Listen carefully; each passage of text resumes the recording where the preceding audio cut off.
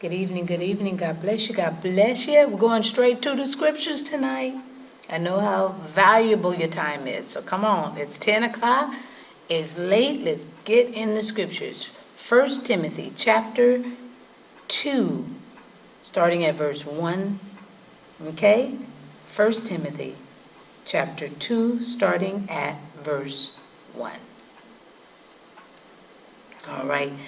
The Bible, I'm reading from the New King James Version, and it says, "Therefore I exhort, first of all, that supplications, prayers, intercessions, and giving of thanks be made for all men, for kings and all who are in authority, that we may lead a quiet and peaceable life in all godliness and reverence. For this is good and acceptable in the sight of God our Savior, who desires all men to be saved and to come to the knowledge of the truth." Oh my goodness. Right? So, the answer is yes. What's the question? To pray for everybody. Paul says it is good and acceptable in the sight of God our Savior, because he desires all men to be saved, but to also come into the knowledge of the truth. Paul used 4 New Testament terms for prayer.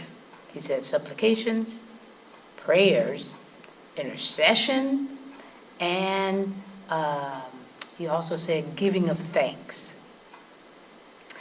Not for some. He didn't say do that for some, but for all. Our world today needs prayer. And we are to pray for the world and everybody in it. We're to pray for all. Not so we can be boastful that we pray. No. But because, again, it is good and acceptable in the sight of our God, our Savior, our Lord, the one who watches all things. That's who we're doing it for. Oh, thank you, Jesus. I'm just spilling the tea at 10 on Word at Night. Wow. Oh, yes. I'm sipping, join me please, on my tea. Acceptance, acceptable, accepted by God. All of us who are believers. Not who think we are believers. We say one thing, I'm a believer, but we act another way. No, no, no, no. Those who truly are believers, they act like believers.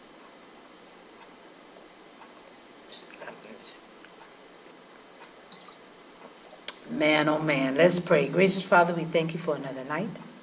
Thank you, Father, for giving us one word at a time where we'll study and we'll show ourselves approved. We are accepted, and we thank you for the actions that you've done, because we couldn't have done it by ourselves.